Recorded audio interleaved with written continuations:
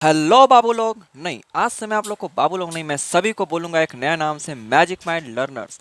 तो hello magic mind learners, कैसे हैं आप सब। मैं स्टूडेंट अभिषेक स्वागत करता हूं आप सभी का मैजिक माइंड स्टडी माइंड्स में। तो मैंने ये मैजिक माइंड लर्नर्स ही क्यों चुना, तो देखिए, इंसान जो है अपनी पूरी ज़िंदगी सीखता ही रहता है। कोई भी चीज़ अगर वो जान ले, कितनों भी खखोर दे उसके अंदर, वो पूरा ही सीखेगा। तो एक लर्नर की तरह उसकी पूरी ज़िंदगी होती है, और मैजिक माइंड जिसका होता है, जादुई दिमाग, वो कुछ भी काम कर सकता है। तो आप सभी लोग जो है मेरे लिए मैजिक माइंड लर्नर्स है, अब चाहे वो जो भी हो, बड़ा छोटा बच्चा कोई भी हो। ठीक है, तो चलिए आज जो है स्टार्ट करते हैं सेल चैप्टर, जो कि नाइन्थ का फंडामेंटल यूनिट ऑफ लाइफ है। मैंने उसका फर्स्ट पार्ट बना दिया, ये दूसरा पार्ट है, ठीक है। लेकिन हाँ, एक बात और बताना चाहूँगा। देखिए, कोई कोई ऐसा चैप्टर है जो कि 9 और 11 का मैचेबल है। जैसे जो सेल वाला चैप्टर है, 11 में भी अगर आप देखेंगे तो इसमें cell the unit of life, कोशिका जो है जीवन की इकाई, नाम का एक चैप्टर मिलेगा आपको 11th में भी। तो ये इसका मैचिंग है। हाँ, बस डिफरेंस ये है, मैंने अपनी सबसे पहली वीडियो में ही ये सब बता चुका हूँ कि ये सारा डिफरेंस बस केवल ये है कि थोड़ा सा इसका लेवल ऊपर हो जाता है। तो 11th में इसका लेवल थोड़ा सा ऊपर है। तो अगर कोई 11th क्लास का बच्चा इसे अगर देखेगा तो ये ना सोचे कि हाँ 9th का है, तो इसके लिए ना देखें। अब इसका भी प्लेलिस्ट अगर बनाऊंगा तो यही वाला वीडियो उसमें भी डालूंगा। अलग से थोड़े पंचायत करने कोई जाएगा कि एक बार 9 का एक बार 11 का कोई करे। सही बात है कि नहीं, तो वही ठीक है। तो आप लोग इसको देखिएगा। हाँ, ये बात लेकिन है कि जहाँ तक 9 लेवल का रहेगा वो 9 के प्लेलिस्ट में रहेगा, और जो 11 वाला रहेगा वो 11 के प्लेलिस्ट में रहेगा। बस बात खत्म। तो चलिए आज स्टार्ट करते हैं यहाँ पे। तो देखिए, मैंने, हाँ देखिए, मैजिक माइंड लर्नर्स मैंने लिखा हुआ है यहाँ पे पूरा एकदम कोंच के। तो चलिए, नई ऊर्जा नई एनर्जी के साथ फिर से लग जाते हैं हम लोग अपनी स्टडी में, स्टार्ट करते हैं। तो देखिए, मैंने जो फर्स्ट पार्ट में बताया था, शायद क्या बताया था यार, हाँ सेल के बारे में बताया था, डिस्कवरी वगैरह के बारे में बताया था, और जो है कि सेल वॉल की खोज, मतलब ये सेल की खोज कैसे हुई। डेड सेल था, उसमें लिविंग सेल था, लिवेन हकवा आया था, और कौन कौन तो ब्राउनवा था, पंचायत करके स्लीडन स्वान सब चल गए। तो ये सब लोग आए थे। आज हम लोग पढ़ने वाले हैं प्रोकैरियोटिक और यूकैरियोटिक सेल्स के बारे में, ये क्या होते हैं। तो चलिए पहले समझते हैं। तो देखिए, एक बात पहले, हाँ उसको पहले मैं बता देता हूँ कि कोशिका द्रव्य, एक होता है कोशिका द्रव्य, द्रव्य ये देखिए लिखा हुआ है कोशिका द्रव्य, और एक नाम होता है जीव द्रव्य, जीव द्रव्य। इन दोनों में जो है अंतर है, इसको कई लोग एक ही मान लेते हैं, इंग्लिश में भी लिख देते हैं। कोशिका द्रव को इंग्लिश में कहते हैं साइटोप्लाज्म, साइटोप्लाज्म। और जीव द्रव को इंग्लिश में कहते हैं प्रोटोप्लाज्म, प्रोटोप्लाज्म। ये हो गया दोनों। इसको कई लोग एक ही मान लेते हैं, जबकि ऐसा नहीं है बाबू, ये दोनों अलग अलग है। बिल्कुल इनका कॉन्सेप्ट क्लियर करेंगे तभी समझ में आएगा कि ये दोनों अलग कैसे। तो देखिए अलग कैसे। कोशिका द्रव्य, द्रव्य का मतलब क्या होता है, कोई पंचुच्छुर पदार्थ जो उसके अंदर इसी से भरा हुआ है गूंज के, तो वो द्रव्य है, ठीक है। लेकिन कोशिका द्रव्य है, वो कोशिका का द्रव्य है। यानी अगर कोई ऐसे कोशिका है, उसके अंदर ऐसे पंचुच्छुर टाइप का कोई पदार्थ बना है, पनखेखरू, ठीक है, तो उसे हम लोग क्या कहेंगे, कोशिका द्रव्य कहेंगे, साइटोप्लाज्म कहेंगे। तो ये प्रोटोप्लाज्म क्या बला है, ये जीव द्रव क्या है। तो असल में देखिए, जो मैंने अपने फर्स्ट पार्ट वाले में बताया था कि परकिंजे नामक वैज्ञानिक ने ये जीव द्रव की खोज की थी, तो वो इसकी ही खोज की थी, जीव द्रव की। ठीक है, अब ये जीव द्रव होता क्या है तो उसको समझ लीजिए, बिल्कुल सिंपल है। आपने अगर कोई भी सेल देखा है, कोई भी कोशिका देखा है, ठीक है, ऐसे कोशिका होगी, और उसके ऊपर जो है एक झिल्ली होती है जिसे कोशिका झिल्ली कहते हैं, प्लाज्मा मेम्ब्रेन। उसके ऊपर भी एक झिल्ली होती है जिसे हम लोग कहते हैं कोशिका भित्ति। ये केवल पौधों में होती हैं, ठीक है, ये केवल किस में होती हैं, पौधों में। कोशिका भित्ति जिसे इंग्लिश में सेल वॉल कहते हैं, ये केवल पौधों में होती हैं, प्लांट्स में होती हैं। तो अगर यही सेल वॉल को आप हटा देंगे, बस यही सेल वॉल को आपने क्या किया, यहाँ से हटा दिया, तो बाकी जितना भी पार्ट बचा है, प्लाज्मा मेम्ब्रेन, उस कोशिका के अंदर का न्यूक्लियस, उसका माइटोकॉन्ड्रिया, उसका गोल्जी बॉडी, जितना भी बचा है वो सारे मिला के हम लोग कहते हैं प्रोटोप्लाज्म, ठीक है, जीव द्रव्य। इसको ही परकिंजे ने जो है नाम दिया था। और इसका जो सबसे पहले खोज है वो, ये कौन सा तो साइंटिस्ट है वो, डूरिजार्डिन नाम के एक साइंटिस्ट है, उन्होंने किया था। और इसका नाम जो है पहले जो है सार्कोड रखा गया था, बाद में जो है परकिंजे ने इसे जीव द्रव का नाम दिया, प्रोटोप्लाज्म नाम दिया। हक्सले नामक साइंटिस्ट ने जीव द्रव को जो है फिजिकल बेसिस ऑफ लाइफ कहा है, यानी जीवन की जो है भौतिक इकाई है। भौतिक क्यों, क्योंकि सेल के अंदर जो है जितने भी माइटोकॉन्ड्रिया वगैरह ये सब पाए जाते हैं, ये लोग को पानी चाहिए, फ्लूइड चाहिए अपना काम करने के लिए। हम लोग को क्या बिना पानी पीने जिंदा रहें का, खाना खा के देखिए क्या होता है, 4 किलो खाना खा लीजिए, एक बूंद पानियों मत पीजिए, देखिए क्या होता है, तुरंत गैस मारेगा, मारेगा भाव भाव, पहले से मारे हुए निकलेगा, ठीक है, आगे पीछे हर जगह से कुल एकदम फाड़ के चलाएंगे। इसीलिए जो है सेल को भी पानी चाहिए होता है, तो इसीलिए इसे फिजिकल बेसिस कहा जाता है। किसको? जीव द्रव को, भौतिक इकाई। किसने कहा था? तो हक्सले ने। चलिए अब समझते हैं प्रोकैरियोटिक और यूकैरियोटिक के बारे में, कहाँ कहाँ कौन से होते हैं। तो देखिए मैं यहाँ लिख देता हूँ, एक होता है प्रोकैरियोटिक, कैरियोटिक, और एक होता है यूकैरियोटिक, कैरियोटिक। ये हो गया दोनों।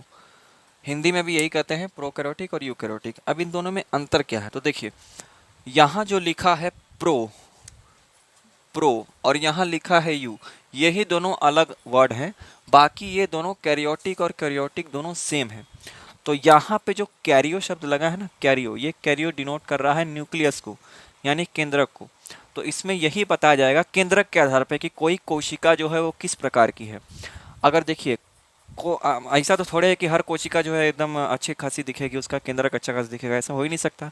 कोनो कोनो केंद्रक एकदम पुचार होता है, सब एकदम लुचपुचार की तरह। लुचपुचार मतलब एकदम गुल्ला टाइप का, एकदम घुला मिला रहेगा, एकदम सब वही में फैलल रहेंगे, इसे इसे कुछ समझे नहीं आएगा न्यूक्लियस है कि क्या है। तो ऐसा जो न्यूक्लियस है उसे हम लोग कहेंगे प्रोकैरियोटिक, जो डेवलप नहीं है, जो अविकसित है। अब देखिए ये अविकसित कैसे होगा? तो वही मतलब है, लेबड़ाया रहेगा, उसके अंदर एकदम फैला रहेगा, एकदम पसार के एकदम मजा में, इससे एकदम पतला रहेगा, तो वो जो है प्रोकैरियोटिक है। तो देखिए इसका मतलब भी वही निकलता है। यहाँ जो प्रो का मतलब है, इसका मतलब है प्रिमिटिव। प्रिमिटिव प्रिमिटिव का मतलब है पुरान धुरान, ठीक है, पुरान धुरान का मतलब है, सीधे से मतलब है पुरान धुरान, ओल्ड है, तो ये हो गया प्रिमिटिव। और कैरियोटिक का मतलब तो मैंने बता दिया है, न्यूक्लियस, केंद्रक, यानी ऐसा केंद्रक जो कि पुरान धुरान हो चुका है, एकदम सड़ गया है, एकदम बसा गया उसी में, एकदम लेबरा गया, एकदम पसरल है, तन को पता ही नहीं चल रहा है कि हयो है कि नहीं, अविकसित है। तो ऐसा कोशिका को हम लोग क्या कहेंगे? प्रोकैरियोटिक, ठीक है। अब यूकैरियोटिक इसका उल्टा हो जाएगा, कैरियोटिक मतलब न्यूक्लियस, और यू का मतलब होता है प्योर, शुद्ध, यानी इसका जो केंद्रक होगा, न्यूक्लियस होगा, वो कैसा होगा बाबू? तो वो एकदम प्योर होगा, यानी एकदम गोल मटोल, एकदम आहा, एकदम दिखेगा एकदम गुंबद की तरह, क्या बात है। इसके अंदर का डीएनए कोच कोच के एकदम बुलाएगा कि आ जाओ, मैं क्या हूँ?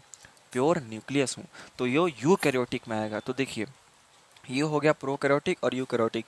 यूकैरियोटिक का जो न्यूक्लियस है एकदम विकसित होता है, प्रोकैरियोटिक का जो न्यूक्लियस है अविकसित होता है।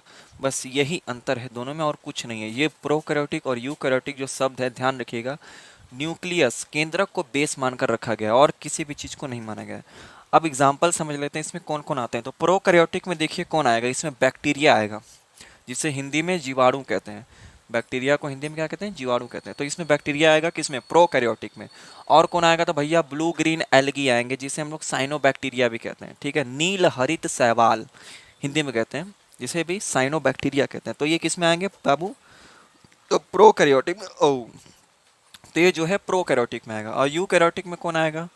तो यूकैरियोटिक में जो है प्लांट्स हैं, बहुत सारे पौधे, एनिमल्स, ठीक है, ये सारे हो गए, अमीबा हो गया, पैरामीशियम होगा, ये सारे जो हैं ये सब यूकैरियोटिक में आएंगे। जिनका केंद्रक आपको सुविकसित दिख रहा है, अच्छे से डेवलप दिख रहा है, उनको यूकैरियोटिक में रख दीजिए, बस काम खत्म। और जिसका केंद्रक लेबड़ाल दिख रहा है, एकदम पसरल, ऐसे ऐसे, उसको पता ही नहीं चला, ऐसे ये केंद्रक है, कौन है ये? कोई न्यूक्लियस है, सब पसरल। तो इसको आप उठा के रख दीजिए किस में? प्रोकैरियोटिक में, सिंपल सा। तो ये हो गया। अब चलिए आगे समझते हैं। हाँ एक बात और, कई लोग पूछेंगे कि वायरस क्या है, ठीक है। कई लोग को पूछने से पहले मैं ही बता देता हूँ कि वायरस क्या है। वायरस को हिंदी में विषाणु कहते हैं, विषाणु। अब कई लोग को हिंदी में याद नहीं होता है बच्चों को, तो यहाँ देखिए मैं उसको बता देता हूँ कैसे याद कर सकते हैं। विषाणु, विषाणु, जीवाणु, विषाणु जो होता है, इसी में लोग कंफ्यूज होते हैं कि इंग्लिश में क्या कहते हैं। तो हिंदी वाले देख लें, विषाणु जो है उसको इंग्लिश में क्या कहते हैं? वायरस, इंग्लिश में वायरस कहते हैं। तो इसको याद कैसे कर सकते हैं? तो देखिए विषाणु का पहला अक्षर क्या है? वी, और वायरस का भी पहला अक्षर क्या है? वी। तो आप इसको ऐसे याद कर सकते हैं, V V V V. Lakme वाला वीवी क्रीम मत लगाने लगे, वैसे आप चपकोल लेंगे पूरा तो मुँह करिया हो जाएगा, इसे देखेंगे मज़े नहीं आएगा फिर, ठीक है। तो ये वीवी हो गया, यानी वी से विषाणु, वी से वायरस। तो आप इस ट्रिक से याद कर सकते हैं। और अगर जीवाणु कोई बोलेगा तो आप समझिएगा बैक्टीरिया है, सिंपल सी बात, ठीक है। तो आप इसको ऐसे याद कर सकते हैं। तो ये जो वायरस है ये क्या है? प्रोकैरियोटिक है कि यूकैरियोटिक है? तो कई लोग कहेंगे कि प्रोकैरियोटिक है। नहीं बाबू, यहाँ गड़बड़ हो जाएगा। वायरस जो है ना तो प्रो है ना तो यू है। क्यों? क्योंकि वो तो सेल ही नहीं है, वो कोई कोशिका है ही नहीं। हालांकि मुझे ये भी लगता है कभी कभी कि आखिर वायरस में जो है कि ये कोशिका द्रव साइटोप्लाज्म मिल क्यों नहीं रहा है। क्योंकि ऐसा कहा जाता है वायरस के बारे में कि जब तक वो कहीं पड़ा हुआ है, अगर कहीं जमीन पे या हवा में कहीं उड़ रहा हुआ है, कोरोना वायरस की बात कर लीजिए, इतना फैला के चल गया चमगुदड़ी राम यहाँ से, हाँ, तो वो उसकी बातें कर लीजिए, तो कहीं भी अगर पड़ा हुआ है बाहर तो वो इनएक्टिव होता है, मतलब असक्रिय होता है, उसके अंदर कोई जान नहीं होता, एकदम मॉरल पनखेखार। ठीक है, लेकिन जैसे ही वो किसी के अंदर घुसेगा, किसी इंसान के अंदर घुसेगा, किसी पशु के अंदर घुसेगा, तो तुरंत ही एक्टिव हो जाएगा और अपना डीएनए उसके अंदर भेज के आप उसका जो है पूरा सामग्री यूज़ करेगा और जिंदा हो जाएगा एकदम। उसको लोग मार भी नहीं सकते, क्योंकि अगर वायरस मारने जाएंगे तो हमारा कोशिका ही मर जाएगा, तो हम लोग को क्षति पहुंचेगा। तो ये बात है, तो वायरस के बारे में ये कहा जाता है। तो वही मुझे लगता है कि आखिर वो जब तक वहाँ पड़ा हुआ है, कहीं भी अगर मान लीजिए पड़ा है, तो अगर उसके अंदर कुछ है ही नहीं तो भैया वो कर कैसे रहा है अपने अंदर का काम, एकदम इनएक्टिव है। लेकिन अब साइंटिस्ट लोग कहते हैं तो भाई गलत थोड़े कहते हैं, तो यही बोला जाता है। तो वायरस कोई कोशिका नहीं है, इसे हम लोग साधारण भाषा में अकोशिकीय जीव कहते हैं, या ए सेलुलर या नॉन सेलुलर कहते हैं इंग्लिश में।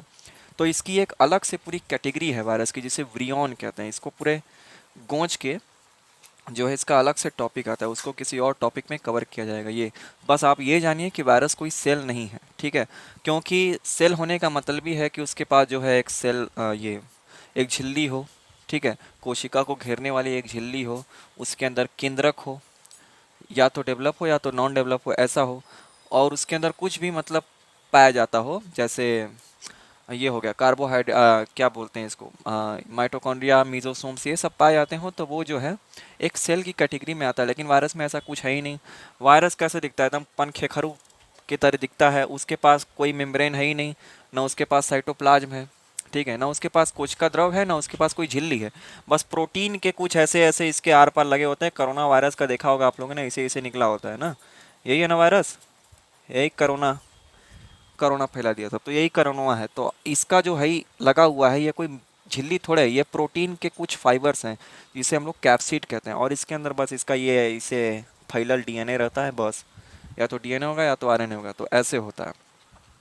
कोरोना वायरस में जो होता है वो आरएनए होता है, ये बात जान लीजिए। तो ये ऐसा ही होता है, और बाकी इसके अंदर कुछ नहीं होता है, एकदम सिंपल है। तो ये जो है कोई सेल नहीं है। तो उम्मीद करता हूँ यहाँ पे समझ में आ गया होगा। अब चलिए आगे देखते हैं, ठीक है। तो बैक्टीरिया जो है प्रोकैरियोटिक है, और ह्यूमंस, इंसान, प्लांट, जितने भी पौधे हैं वो क्या है, यूकैरियोटिक है। तो चलिए अब इसको समझते हैं और डिफरेंसेस में क्या क्या है, इसको एक लिख लेते हैं, समझ में आ जाएगा आप लोग को। चलिए ऐसे पहला पॉइंट और दूसरा पॉइंट करके लिख लीजिए आपका। अब देखिए, अब इसमें क्या है कि मैं बोल बोल के लिखवाऊंगा थोड़े, कि आप लोग ऐसे लिखिए बाबू पहला नंबर करके लिखिए, 1 2 3 4, ऐसे थोड़े लिखवाऊंगा। अब मैं समझाने का काम है तो मैं समझा दे रहा हूँ, आप लोग इसे अपनी भाषा में जो है ट्रांसलेट करके लिखिए। आप कॉपी में लिखेंगे, और कोई कोई दिमाग तो फास्ट होता है भैया, तो उसको लिखने की ज़रूरत नहीं है, वो अपने दिमाग में जो है बसा है। लेकिन हाँ, अगर वो भूलेगा तो वापस उसको इस वीडियो पे आना पड़ेगा। तो इससे बढ़िया है कि एक जगह कहीं लिख ले छोटा सा, ताकि उसको कहीं भी देखना पड़े, लपालप पलट के देख ले, समझ में आ जाए, हाँ ये पढ़ाए थे, इसे सर पढ़ाए थे, मज़ा आ जाएगा। ठीक है, तो ऐसे ऐसे आप काम कर सकते हैं। तो चलिए अब इसको समझते हैं कि कैसे हो रहा है। कई लोग जो है कि यही चाहते ही हैं कि भैया हमको कोई लिखवाने वाला हो, हाँ हम लिखे बैठ के, तो ऐसा तो होने वाला नहीं है। मेहनत तो खुद से भी कुछ करना पड़ता है, ठीक है। चलिए यहाँ लिखिए। तो प्रोकैरियोटिक के पहला हम प्रोकैरियोटिक और यूकैरियोटिक में जो है मैं डिफरेंस लिखवा रहा हूँ, अंतर क्या क्या है। सबसे पहला अंतर तो यही है कि इसका न्यूक्लियस जो होगा, केंद्रक, वो कैसा होगा, अविकसित होगा, अनडेवलप होगा, ठीक है।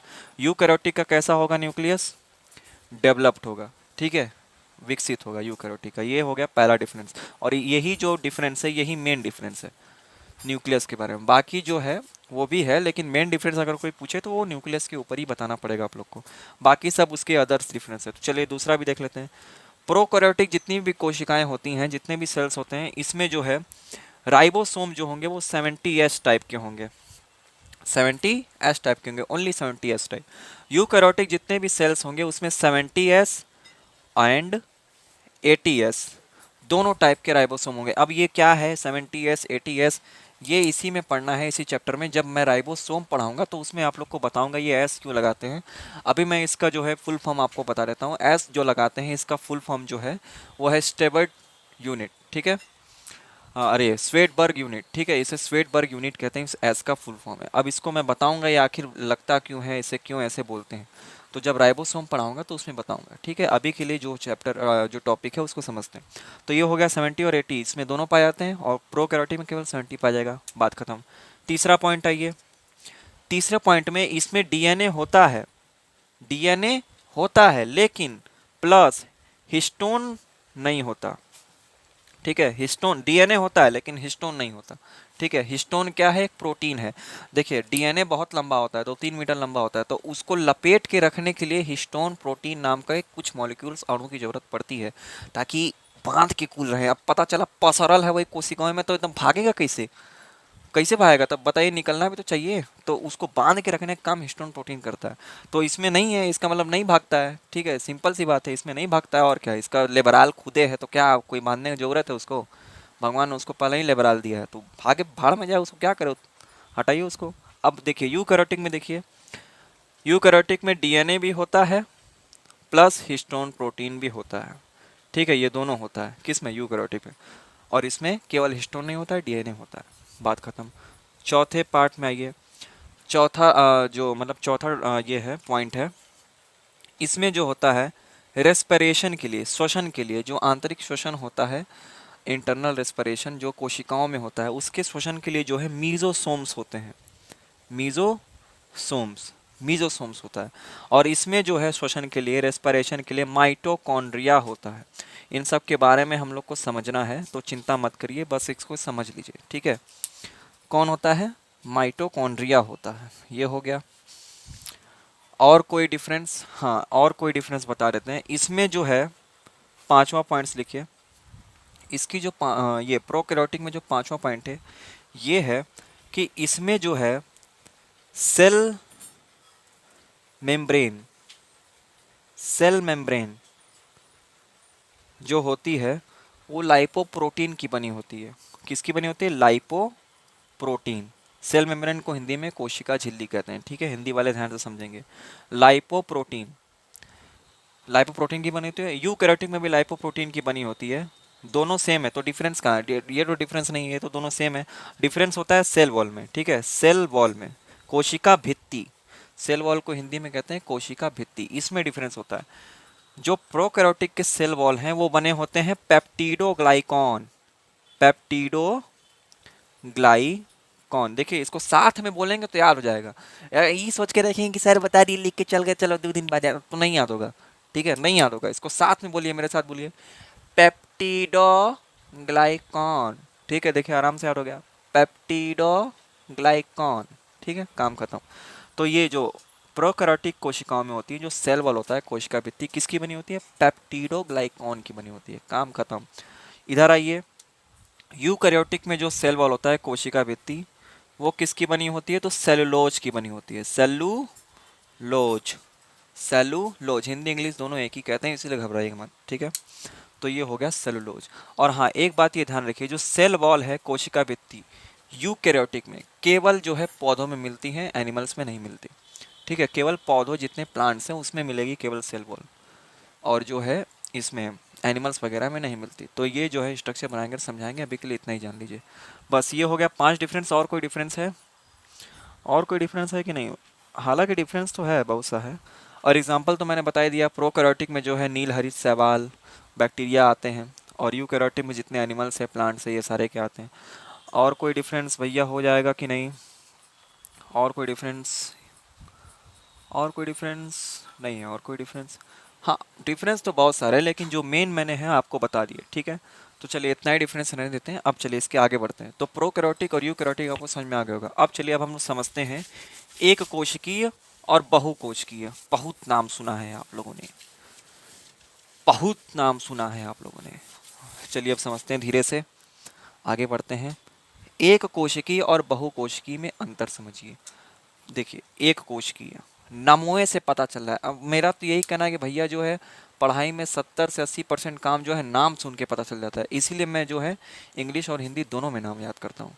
इससे फ़ायदा क्या है कि अगर आपको कोई चीज़ इंग्लिश में आ रही है तो आपको हिंदी अगर याद रहेगा तो उसका मतलब समझ में आ जाएगा, अगर आप कहीं देखेंगे तो अगर आपको कोई चीज़ हिंदी में आ रही है और इंग्लिश आपको नहीं आता तो आप देखेंगे तो उसको संधि विच्छेद करके पकड़ सकते हैं। तो ये चीज़ है। तो देखिए जैसे एक कोश की है, अब जितने इंग्लिश वाले बोर्ड में हैं उन लोग को एक कोश की पता ही नहीं होगा क्या होता है, लेकिन हाँ नाम सुन के वो भी अंदाजा लगा सकते हैं कि ये कहना क्या चाह रहा है। एक कोश की, एक मतलब एक, कोश की मतलब कोशिका, यानी ऐसी कोशिका जो केवल एक हो उसे एक कोशिकी कहेंगे। इंग्लिश में इसे ही हम लोग कहते हैं यूनिसेलुलर। एक कोश की इंग्लिश में क्या कहते हैं? यूनिसेलुलर।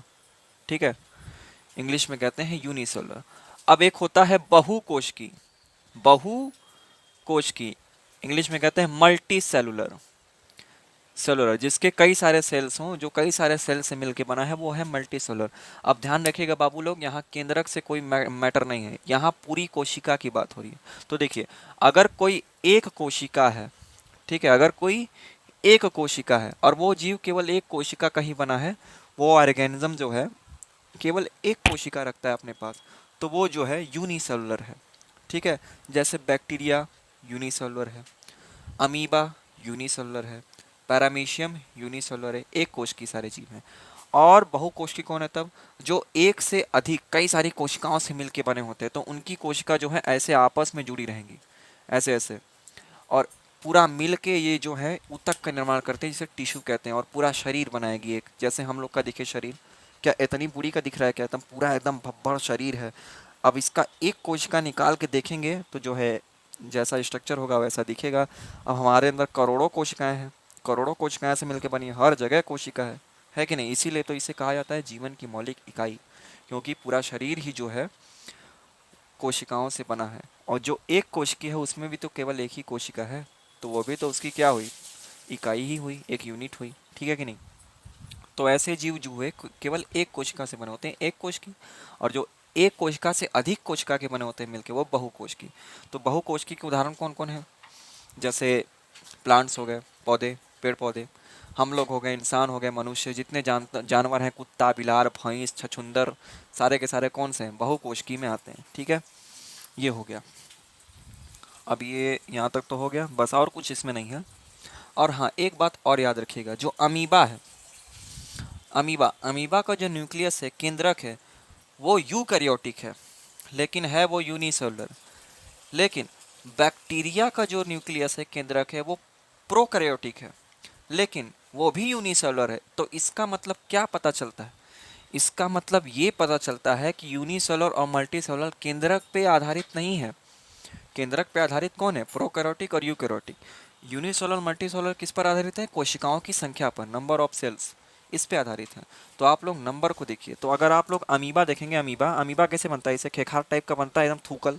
ठीक है, इसके पास जो है एकदम सुविकसित केंद्रक होता है, और जिसके पास सुविकसित केंद्रक है वो यूकैरियोटिक है। तो ये तो यूकैरियोटिक है, लेकिन ये केवल एक ही कोशिका से बना है, इसके पास एक ही कोशिका है। अगर आप दूसरा अमीबा देखेंगे तो वह इसका दूसरा अमीबा दिखेगा। ये नहीं कि अमीबा ये में आगे चपक जाएगा तो कई सारा अमीबा बन जाएंगे बड़ा सा, नहीं, ये अलग रहेगा, ये अलग रहेगा। तो ये क्या है? ये एक कोश की है। ठीक है, ये एक कोश की है, यूनिसेलुलर ऑर्गेनिज्म है। बस बात खत्म। तो आप लोग ये ध्यान रखिएगा। चलिए, तो ये बात हो गई, यूनिसेलुलर मल्टीसेलुलर भी आपको समझ में आ गया। अब जो है कि थोड़ा डायग्राम बना लेते हैं, प्रोकैरियोटिक का और यूकैरियोटिक का डायग्राम बना लेते हैं, ताकि आप लोग को समझ में आ जाए। और कई लोग जो है डायग्राम बनाने में कंजूसी करते हैं, डायग्राम में कंजूसी मत कीजिए। देखिए अगर आपका कॉन्सेप्ट क्लियर है तो आप डायग्राम बना लेंगे अच्छे से। अगर आप रटा हुआ कोई चीज़ पढ़ेंगे तो डायग्राम कभी भी नहीं बना सकते, बात ध्यान रखिएगा। ठीक है, तो आराम से कॉन्सेप्ट समझ के बनाइए। बस खाली आप ये ध्यान दीजिए कि देखिए मैंने बैक्टीरिया के बारे में क्या बताया। बैक्टीरिया जो है प्रोकैरियोटिक है, इसका मतलब उसका जो न्यूक्लियस है छुछमाछर होगा, लेबड़ाल टाइप का होगा। तो लेबड़ाल रखो, न्यूक्लियस बना दीजिए, उसमें क्या दिक्कत जाता है। और उसमें जो है राइबोसोम होगा, राइबोसोम बूंदू बूंदू आकार का दिखता है, तो बना दीजिए। चलिए बनाते हैं। देखिए बैक्टीरिया का डिज़ाइन बना रहे हैं, तो बैक्टीरिया कैसे बनेगा? इसे गोल बना लीजिए, अंडा टाइप का। इसकी जो है बैक्टीरिया की 3 लेयर होती हैं बॉडी की, इसके सेल की जो है 3 लेयर होती है, तो तीनों लेयर को ऐसे बना लीजिए। ये प्रोकैरियोटिक कोशिका को मैं बना रहा हूँ। ठीक है, ये 3 लेयर हो गई बैक्टीरिया की। अब इसके अंदर हमें केंद्रक दिखाना है, इसका न्यूक्लियस। तो न्यूक्लियस क्या होता है? लेबड़ायल होता है। तो देखिए ऐसे लेबड़ायल न्यूक्लियस बना लीजिए, हो गया, लेबड़ा गया न्यूक्लियस। केंद्रक है कि नहीं? पंचोचुर, कितना आसान है। तो ये केंद्रक बन गया। अब इसमें राइबोसोम बनाइए ऐसे छोटा छोटा, ये देखिए राइबोसोम बन गया, काम खत्म।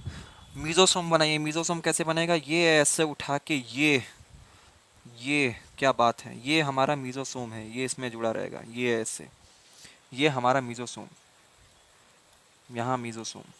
ठीक है, ये हमारा हो गया मीजोसोम्स।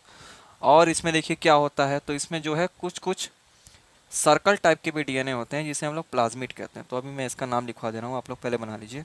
तो ये ऐसे सर्कल टाइप के डीएनए हैं कुछ कुछ। और क्या होते हैं इसमें भैया, इसमें जो है ऐसे कुछ द्रव भरे होंगे, और जो द्रव भरा होगा उसे हम लोग क्या कहेंगे, साइटोप्लाज्म कहेंगे, कोशिका द्रव कहेंगे। और इसके पास जो है एक फ्लैजिला होता है, एक क्या होता है, फ्लैजिला होता है, पूंछ होती है एक इसकी, एक पूंछ होती है जिससे ये तैरता उड़ता है, हवा में उड़ता है। और क्या होता है, इसके बहुत सारे बॉडी पे ऐसे कांटे होते हैं, बैक्टीरिया के कांटे होते हैं। ठीक है, ये हो गया हमारा बैक्टीरिया। तो ये कौन सी कोशिका है बाबू, ये है प्रोकैरियोटिक कोशिका, यही है प्रोकैरियोटिक। ये है, ये किसकी संरचना मैंने बनाई, ये बैक्टीरिया का मैंने बनाया, बैक्टीरिया जीवाणु का मैंने जो है संरचना बनाया। अब ये क्या क्या है तो इसे लिख लीजिए। तो देखिए ये वाला जो पसरल है, इसको हम लोग क्या कहेंगे, पसरल। तो ये जो है अविकसित केंद्रक है, तो इसको हम लोग लिख सकते हैं अविकसित केंद्रक। नहीं तो इसका जो सिंपल भाषा में बोलते हैं उसे बोलते हैं केंद्रिकाय, केंद्रिकाय। केंद्रिकाय का मतलब है केंद्रक तो है लेकिन अविकसित है। ठीक है, इंग्लिश में कहते हैं न्यूक्लियोइड, न्यूक्लियोइड जो कि पूरा डीएनए का बना होता है। ठीक है, ये वाला देखिए जो सर्कल टाइप का दिख रहा है, ये क्या है, ये है प्लाज्मिड, प्लाज्मिड, इसे प्लाज्मिड कहते हैं। ये जो है डीएनए ही है, बस ये गोल टाइप का डीएनए, ये अलग से बैक्टीरिया अपना रखता है। इसी को जो है बायोटेक्नोलॉजी में यूज़ करते हैं कई सारे काम करने के लिए। इसका एक अलग टॉपिक है, इसको समझा जाएगा अलग टॉपिक में। तो ये है प्लाज्मिड। ये जो छोटा छोटा बिंदु दिख रहा है, ये क्या है, राइबोसोम्स है, राइबोसोम्स। ये जो दिख रहा है पसरल टाइप का छन्नी, ये है मीजोसोम्स, जो कि इसके अंदर श्वसन को करने में मदद करता है, मीजोसोम, रेस्पिरेशन करने में। और इसके अंदर जो द्रव भरा हुआ है पंचोछू टाइप का, वो क्या है, साइटोप्लाज्म है, हिंदी में इसको कहते हैं कोशिका द्रव्य।